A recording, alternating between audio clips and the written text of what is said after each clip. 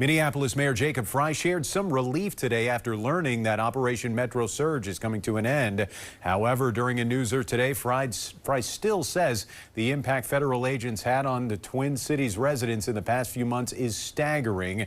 And Frey feels optimistic despite the economic and emotional toll of the ICE operation, saying Minneapolis will now work to rebuild in the coming months. Since it began in December of 2025, this unprecedented federal escalation has upended daily life. It has eroded trust and inflicted a whole lot of harm on the operation that we need to provide as a city.